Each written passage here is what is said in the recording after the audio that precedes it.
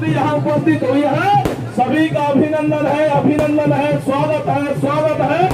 आपका ये उत्साह, आप इसी पर प्रति स्नेह है और आपका ये उत्साह इसी प्रकार से बना रहे। सभी जोरदार तालियों से राव साहब का अभिनंदन करते रहे। तालियों में भाई जिंदाबाद जिंदाबाद जिंदाबाद जिंदाबाद सभी जोरदार आपका ये उत्साह है कि कार्यकर्ता को उत्साह प्रदान करता है और आप जब इस प्रकार से आपका जनसैलाब उभरता है तो राव साहब दुगनी गति से दुगने जोश से देश की सभी की आवाज उठाते हैं। बंधुओं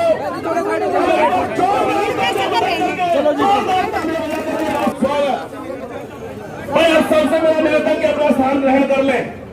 सबसे मेरा अपने सब साथियों से निवेदन है, मंच पर स्थानीय लोगों को राम सिंह सावरिया जी पहुंचे आपका अभिनंदन सहयोग करें। पहले इस ग्राम निर्णय से भी आग्रह है कि 25 तारीख तक इस जोश को बनाए रखें और एक एक वोट के निशान का बटन दबाएं। जो बड़ी संस्था जो अकेले हरियाणा प्रदेश को एक मिलनी थी, ये सौभाग्य। अब मैं शाब्दिक अभिनंदन के लिए आग्रह करूंगा ग्राम पंचायत मीरपुर की सरपंच संजू जी से कि आप आए और राव साहब का शाब्दिक अभिनंदन करें। सरपंच आपसे भी क्या सम्मानित मंच, इलाके की आई हुई सरदारी माताओं, बहनों, नौजवानों और बच्चों, आज के प्रोग्राम के आयोजन करताओं को सबसे पहले तो मैं उनको मुबारकबाद देना चाहता हूँ कि इतनी भारी संख्या के अंदर न केवल आपके गांव के लोग यहाँ पर उपस्थित है, बल्कि आपके बुलावे के ऊपर इर्द गिर्द के सस्यों गांव के सरदार आज के दिन यहाँ आपके गांव के अंदर उपस्थित हैं। आपका बहुत बहुत शुक्रिया और मेहनत रंग आई है और दिखाई देगी।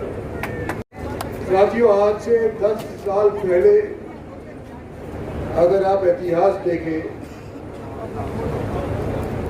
तो भारत सरकार के अंदर कोई भी एक पार्टी की सरकार मेजॉरिटी के साथ सत्तासीन नहीं हुई थी। कई दशक बीत गए, सरकारें तो हम बना देते थे, लेकिन एक व्यक्ति की या एक पार्टी की सरकार नहीं हुआ करती थी। अनेक दलों को मिला करके एक सरकार बनाया जाया करती थी और उस सरकार के अंदर खामियां भी काफी होती थी। कोई बाएं को खींचता था, कोई दाएं को खींचता था, कोई ऊपर कोई नीचे, तो सुचारू रूप से सरकारें काम नहीं कर पाई।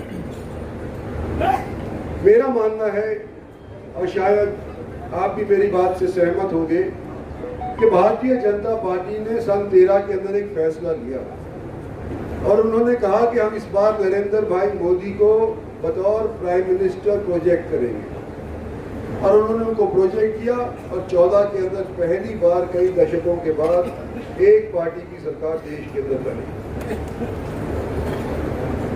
5 साल पहले काम किया, 5 साल दोबारा आपने टाइम दिया तो 5 साल फिर करना चाहते थे,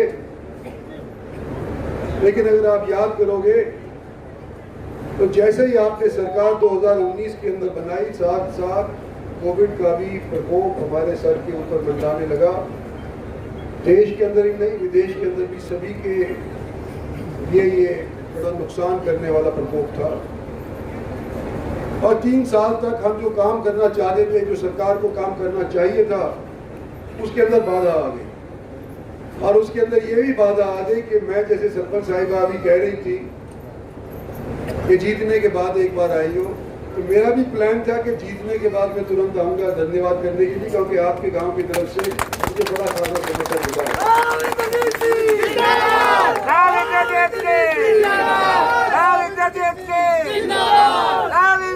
लेकिन कोविड की वजह से असंभव हो गया और 3 साल तक हम बचते डोले एक दूसरे से आंख भी नहीं मिला सके थे, आपस में बैठ करके बात भी नहीं कर सकते थे और यही डर रहता था कहीं संक्रमण हम भी ना हो जाए। साथियों, अगर कुल हिसाब लगाओ तो 10 साल की सरकार आपने 2 चरण में बनाई। लेकिन दूसरे साल के 3 साल निकाल दिए थे तो 7 साल हमारे को मिले। इन 7 साल के अंदर देश को प्रगति के रास्ते के ऊपर हमने उतारने की कोशिश करी है। न केवल देश को, मैं तो यूँ कहूँगा हरियाणा के दक्षिणी एरिया के ऊपर तो खास तवज्जो न केवल भारत सरकार की रही है बल्कि नरेंद्र भाई मोदी की भी रही है कि 1 महीने के अंदर प्रधानमंत्री 2 बार इस लोकसभा क्षेत्र के अंदर पधारे। एक बार तो एम्स का शिलान्यास अभी स्टेज में बात हो रही थी, एक बार तो एम्स के शिलान्यास के वास्ते आए थे जब उन्होंने यहाँ का पत्थर रखा और साथ साथ गुड़गांव के अंदर मेट्रो का भी 5,500 करोड़ रुपए की मेट्रो का प्रोजेक्ट भी का भी पत्थर रखा। दूसरा 1 महीने के बाद वो द्वारका एक्सप्रेसवे को खोलने के लिए भी आए थे। तो इतना काम एक हल्के के अंदर हुआ। मैं समझता हूँ कि किसी भी और क्षेत्र के अंदर डेवलपमेंट का काम इतना नहीं होगा कि प्रधानमंत्री को 1 ही महीने के अंदर 2 बार जाने की जरूरत पड़ी या जाने का मौका लगा। इसी वास्ते मैं कहता हूँ कि मेरे को लगता है कि हमारे को 5 साल और भारतीय जनता पार्टी के लिए और उनके प्रधानमंत्री को दे देने चाहिए।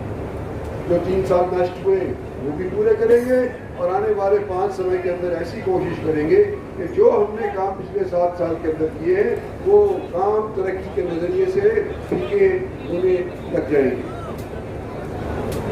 मैं एक और बात आप लोगों से कहना चाहता हूँ। आप मेरे को जानते हैं, मैं आपको जानता हूँ। 40-45 साल के राजनीतिक जीवन के अंदर आपने परखा होगा कि जैसा मैं अंदर हूँ वैसा ही मैं बाहर हूँ और जो मैं कहता हूँ उसके ऊपर अमल भी करने की कोशिश करता हूँ। और ये भी आप समझते होंगे कि अभी तक जो भी मेरे को ताकत मिली है उस ताकत को मैंने लोगों के लिए और लोगों की तरक्की के लिए इस्तेमाल किया है, अपने निजी स्वार्थ के लिए इस्तेमाल नहीं किया है। कई बार मेरे को लोग कह देते हैं कि तू बड़े बड़े नेताओं से झगड़ा कर लेता है, हरियाणा के चीफ मिनिस्टर से किसी से बनी नहीं। मैंने कहा अगर मैं झगड़ा नहीं करता तो हमारे एरिया को कौन तवज्जो देता, कौन मदद करता।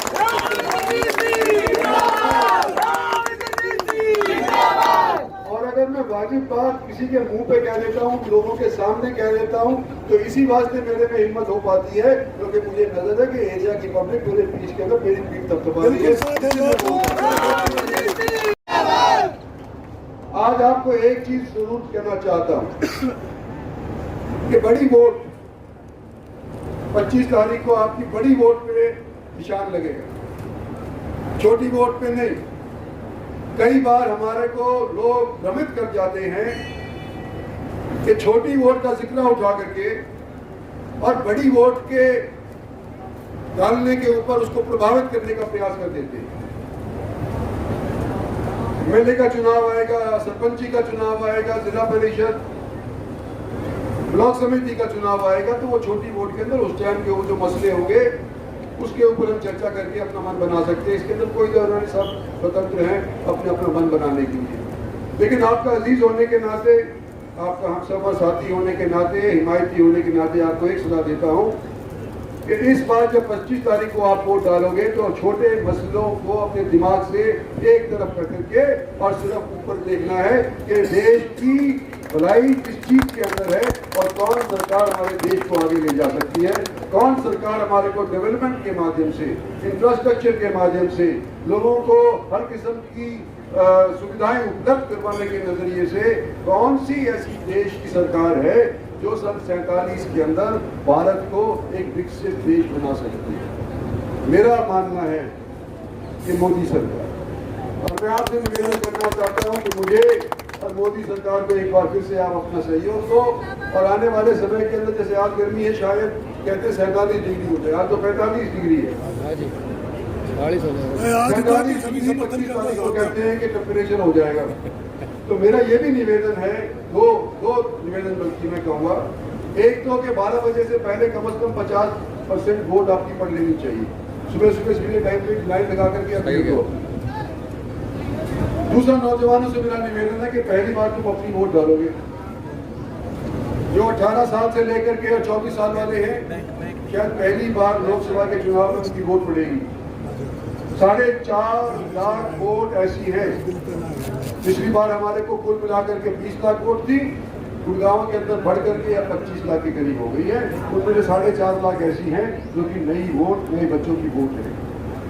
आप अपनी भी वोट डालो और यह याद रखते हुए कि जब आपसे 5-4 बार आप वोट डालोगे, जो पहली वोट का ध्यान आपके जहन के अंदर आएगा तो याद रखोगे कि हमने ये अपनी वोट देश के निर्माण के वास्ते डाली। और एक और जिम्मेवारी, अगर तुम्हारे कंधे जवान है उठा सकते हो कि जो वृद्ध है, अपाहिज है, लाचार है, गर्मी का सताया हुआ है, उसकी वोट अगर नहीं डल रही है तो उसकी वोट डलवाना भी तुम्हारी जिम्मेवारी है। क्या बताएं, इसको कंधे पे बिठा करके आपने वोटिंग स्टेशन।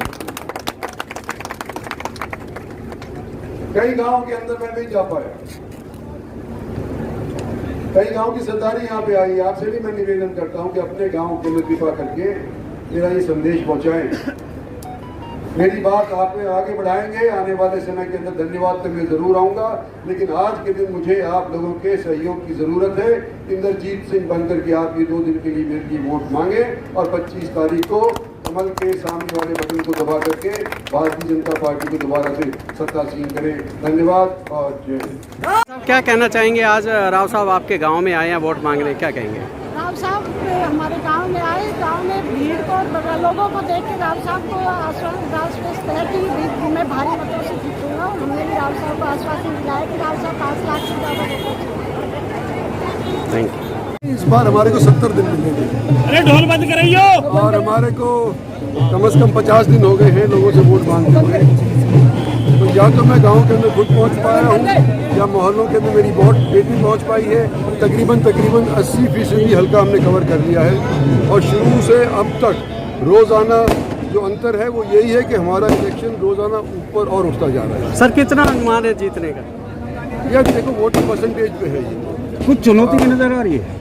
चुनौती तो नजर नहीं आ रही, कुछ नजर आ रही है। सर कोई चुनौती नजर नहीं आ रही। सर खड़गे जी जो है, सर खड़गे जी मोदी को तो पब्लिक पे डिपेंड करता है भैया, मैं भविष्यवाणी तो नहीं कर सकता। सर, कांग्रेस करेंगे वोट देने के लिए।